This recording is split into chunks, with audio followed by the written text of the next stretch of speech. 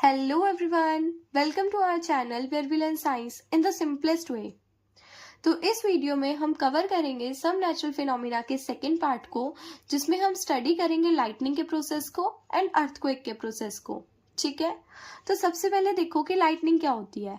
Lightning का मतलब होता है जब क्लाउड्स में ह्यूज स्पार्क प्रोड्यूस होते हैं तो उसी को हम लाइटनिंग बोलते हैं। तो ये जो क्लाउड्स में ह्यूज स्पार्क प्रोड्यूस हो रहे हैं, ये प्रोड्यूस क्यों हो रहे हैं वो देखो। होता क्या है, थंडरस्टॉर्म के टाइम पे जो एयर होती है, एयर ऊपर की तरफ मूव होना स्टार्ट हो जाती है। ठीक है, थंडरस्टॉर्म के टाइम पे क्या होगा, जो एयर होती है, गर्म हवाएं होती हैं, वो ऊपर की तरफ मूव होना स्टार्ट हो जाती हैं और जो वाटर ड्रॉपलेट होती है, जो बारिश की बूंदें होती हैं, वो नीचे की तरफ आना स्टार्ट होती हैं।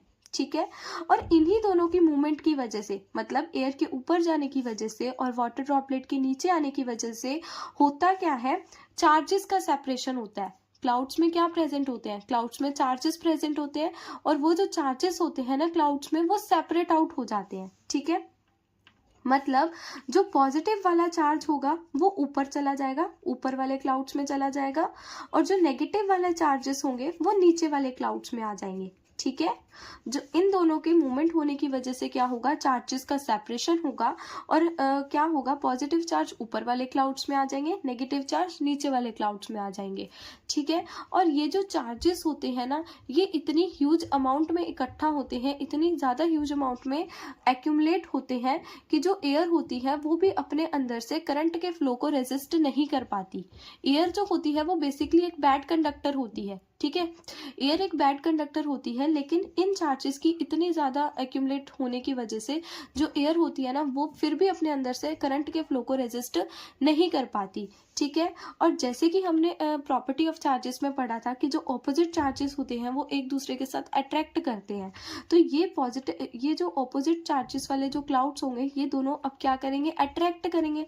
ठीक है, और जब ये अट्रैक्ट करेंगे तब ये मिलेंगे, कोलाइड करेंगे। ठीक है, जब ये मिलेंगे, कोलाइड करेंगे, तो ये एक streak of bright light produce करते हैं, मतलब एक बहुत ब्राइट लाइट को प्रोड्यूस करते हैं, जिसको हम बोलते हैं lightning.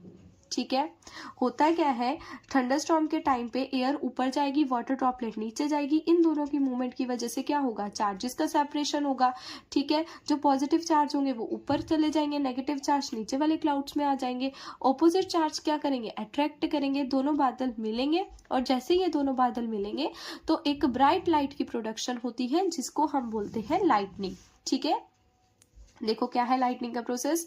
During the development of thunderstorm the air current move upward and water droplet moves downward. ठीक है, और इसी मूवमेंट की वजह से क्या होता है, चार्जेस का सेपरेशन होता है। पॉजिटिव चार्ज अपर क्लाउड्स में चले जाते हैं, नेगेटिव चार्ज लोअर क्लाउड्स में आ जाते हैं, और जब ये दोनों जो चार्जेस होते हैं वो मिलते हैं तो ये एक ब्राइट लाइट को प्रोड्यूस करते हैं और एक साउंड को प्रोड्यूस करते हैं। ठीक है, और ये जो चार्जेस का एक्यूमुलेशन होता है वो इतना ज़्यादा होता है कि एयर भी अपने अंदर से इस करंट के फ्लो को रेजिस्ट नहीं कर पाती।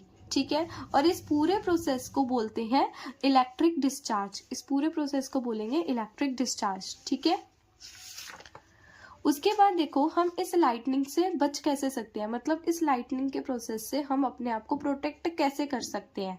तो देखो, अगर हम घर के बाहर है, ठीक है, अगर हम आउटसाइड है, मतलब घर के बाहर है, तो हम क्या करेंगे, वहां पे do not stand in open, आपको ओपन में, मतलब खुली जगह में आपको वहां पे खड़े नहीं होना। ठीक है, and do not go near the tall trees and poles, आपको मतलब जो लंबी लंबी चीजें होंगी, ठीक है, जैसे टॉल ट्रीज हो गया, खंबे हो गए, ठीक है, इनके आसपास आपको नहीं जाना, क्योंकि जो टॉल चीजें होती हैं, जो लंबी चीजें होती हैं, उन पे जो लाइट होती है वो जल्दी पड़ती है। ठीक है, डू नॉट कैरी अम्ब्रेला, आपको अम्ब्रेला नहीं कैरी करना है। ठीक है, अगर आप अम्ब्रेला कैरी करते हो ना, तो वो जो अम्ब्रेला की जो रॉड होती है वो मेटल की रॉड होती है, और मेटल एक तरीके का क्या होता है, कंडक्टर होता है, जिसमें से इलेक्ट्रिसिटी का फ्लो होता है। ठीक है, तो इलेक्ट्रिसिटी जैसे ही अम्ब्रेला पे पड़ेगी, मेटल की रॉड के साथ आपके ऊपर भी इलेक्ट्रिसिटी आ सकती है, मतलब वही लाइटनिंग आ सकती है। ठीक है, डू नॉट लाई फ्लैट, आपको ग्राउंड पे लेटना नहीं है। ठीक है, क्योंकि जो लाइटनिंग पड़ती है ना, वो ग्राउंड पे सारी जगह पे फैल जाती है। ठीक है, जिसकी वजह से आप पे भी लाइटनिंग पड़ सकती है। ठीक है, आपको एक सेफ प्लेस पे रहना चाहिए, स्टे इनसाइड द हाउस, आपको घर के अंदर ही रहना चाहिए, और घर के अंदर भी क्या करना चाहिए, आपको कोई भी वायर, पाइप्स, लैंडलाइंस हो गया, फ़ोन की लैंडलाइंस हो गई, इनको आपको टच नहीं करना चाहिए, क्योंकि ये जो वायर्स होती हैं, ठीक है, ये जो वायर्स होती हैं, पाइप्स होते हैं, ये क्या होते हैं, एक गुड कंडक्टर होते हैं, ठीक है, जिसमें से इलेक्ट्रिसिटी का फ्लो जल्दी होता है, ठीक है। तो आपको इन सब चीज़ों को टच नहीं करना है, ठीक है। डू नॉट टेक बाथ, आपको बाथ भी नहीं लेना है, ठीक है, क्योंकि जो वाटर होता है वो भी एक तरीके का कंडक्टर होता है।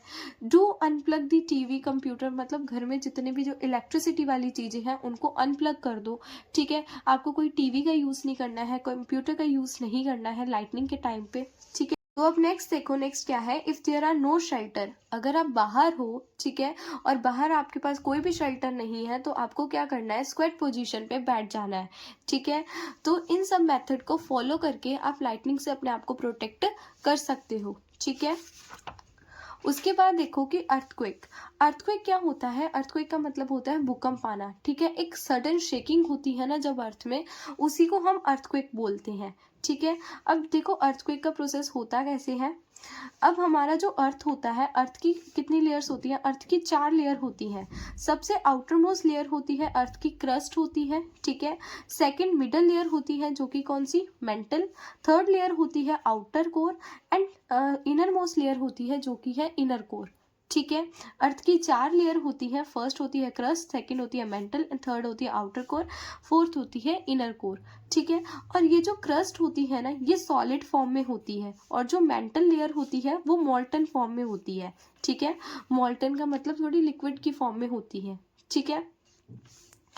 अब होता क्या है, क्रस्ट जो होता है ना, मतलब जो हमारे अर्थ की क्रस्ट लेयर है जो कि सॉलिड फॉर्म में है, ये क्रस्ट की लेयर बस एक लेयर में नहीं होती, ये जो क्रस्ट की लेयर होती है ना, ये बहुत सारे पीसेस में टूटी हुई लेयर होती है, ठीक है, ब्रोकन इनटू लार्ज प्लेट और पीसेस। ये जो क्रस्ट लेयर होती है ये बड़े बड़े प्लेट्स में, बड़े बड़े पीसेस में टूटी हुई होती है, जिसको हम क्या बोलते हैं, प्लेट्स बोलते हैं।